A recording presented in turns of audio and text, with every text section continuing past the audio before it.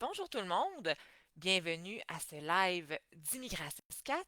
Je m'appelle Mélanie Scatolin, je suis consultante réglementée en immigration canadienne et porte-parole d'Immigration SCAT.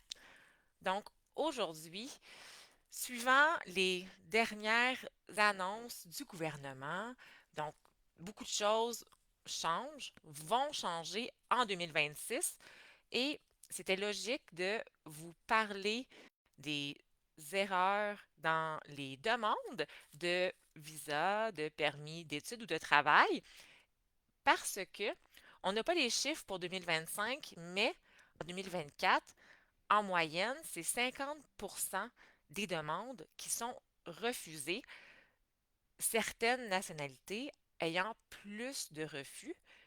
Et comme tout va changer en 2026, c'est intéressant, pertinent d'avoir des astuces, d'avoir une stratégie pour minimiser les erreurs de parcours. Donc, c'est le but du live aujourd'hui.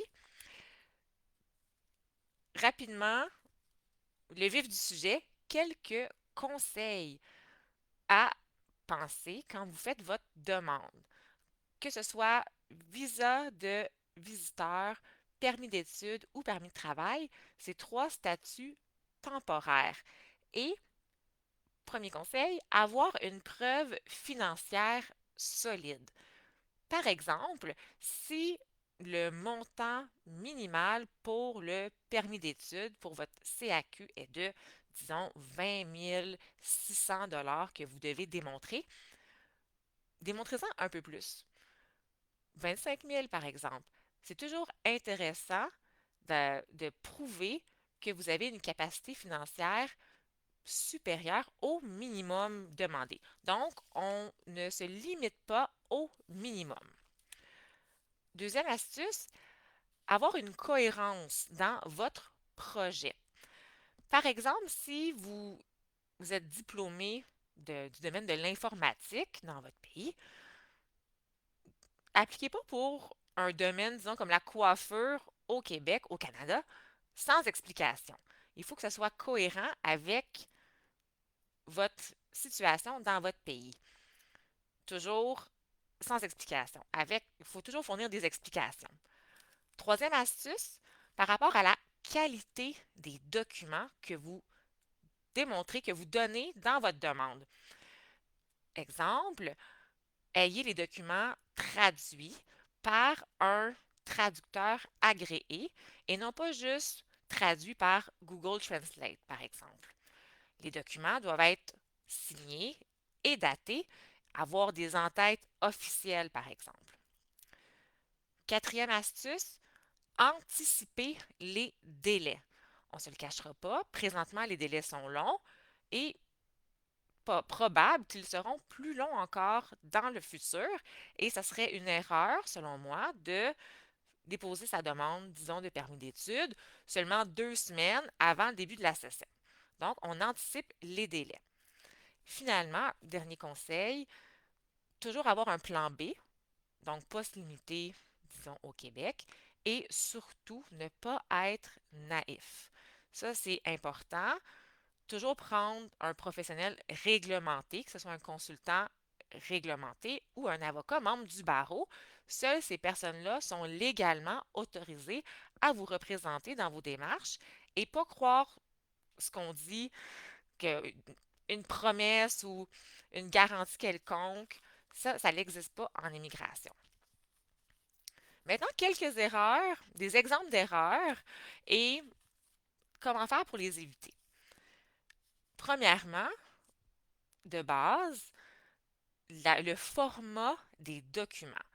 Donc, conseil, respecter les normes dites un peu plus techniques du, du gouvernement. Les documents traduits, ça, on se le rappelle, les documents envoyés dans les demandes sont toujours en français ou en anglais. Si un document est dans une autre langue, vous devez le faire traduire par un traducteur certifié. Avoir un autre exemple, le bon format du document, la bonne version des formulaires. Donc, des petites erreurs comme ça qui peuvent paraître anodines, mais qui, en bout de ligne, pourraient être des erreurs de parcours. Un autre point, avoir tous les documents requis dans la demande, le CAQ par exemple, pour permis d'études, permis de travail, une preuve pour un permis de travail, la preuve que vous respectez les exigences du travail, des exemples comme ça. Sur le site du gouvernement, vous avez de disponible une liste de documents qui est suggérée au soutien de vos demandes. Donc, toujours mieux d'en avoir plus que pas assez. Et aussi à comprendre, à savoir de donner des documents lisibles.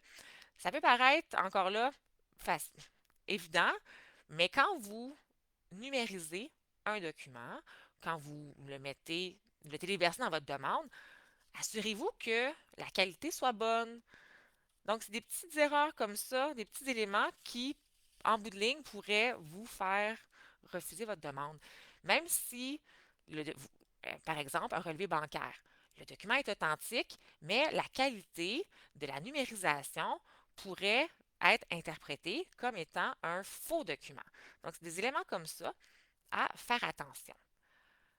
Un autre, une autre erreur est faire attention, toujours prouver que votre séjour sera temporaire au Canada.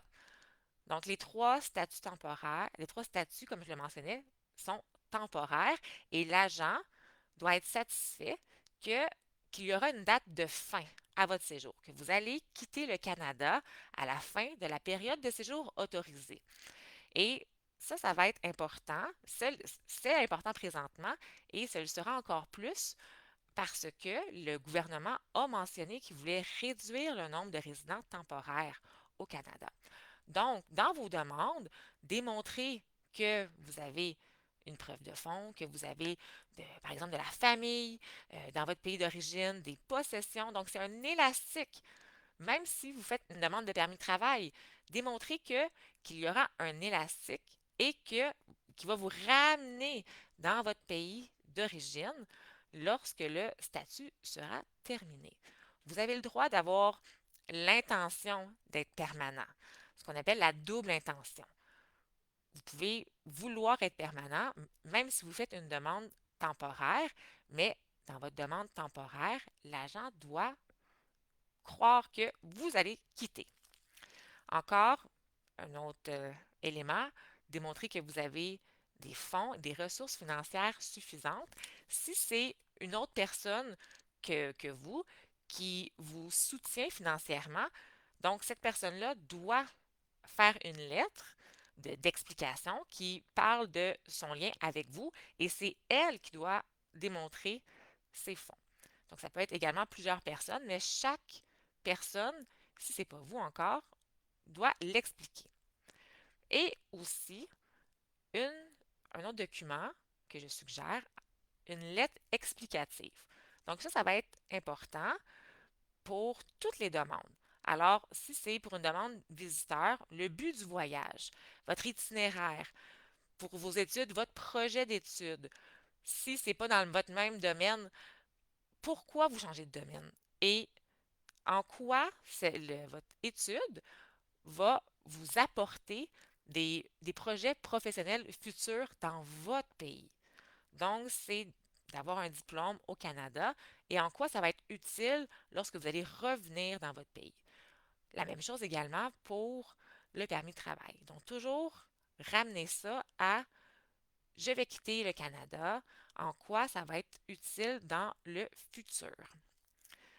Toujours dans l'optique d'un retour au pays. Ultimement, votre demande doit être complète. Chaque demande que vous déposez doit être complète en soi, en elle-même, et être forte. Donc, fiez-vous pas à des demandes antérieures. Fiez-vous pas, ah ben le gouvernement a déjà cette information-là. Non. Chaque demande doit satisfaire l'agent et si vous avez des refus antérieurs, vous avez soumis d'autres demandes, faites attention aux contradictions. Donc, vous déclarez une information X dans votre demande aujourd'hui, Mais la dernière demande, c'était Y. Alors, qu'est-ce qui fait en sorte que c'est pas la même information? Si il y a une explication, on l'écrit dans la lettre justement qu'on fournit au soutien de sa demande, parce que là, l'agent va se demander en quoi, pourquoi c'est différent et qu'est-ce qui me dit que ça, c'est la vérité versus l'information dans l'autre demande. Qu'est-ce qui est vrai? Qu'est-ce que je dois croire? C'est des petits éléments comme ça qu'il faut faire attention. Ultimement, comme je le mentionnais, il n'y a pas de garantie. On fait attention à son parcours. Malheureusement, le nombre de demandes va augmenter, donc le nombre de refus futurs va augmenter. Alors, les demandes que vous allez présenter, il faut faire attention. Chaque détail compte et faire attention, comme je le mentionnais, à la qualité des documents que vous donnez dans votre demande. La clé, c'est la préparation. Donc, une bonne préparation, une bonne planification et d'être cohérent. D'être cohérent dans ce qu'on dit dans le formulaire, ce qu'on dit dans la lettre d'explication, mais aussi ce que le document qu'on dépose dit. Donc, si votre attestation de travail que vous déposez mentionne que vous avez travaillé de telle date à telle date, bien, écrivez la même date dans le formulaire. Faites attention, c'est des petites erreurs comme ça euh, qui peuvent jouer sur la crédibilité de votre demande et influencer négativement l'agent.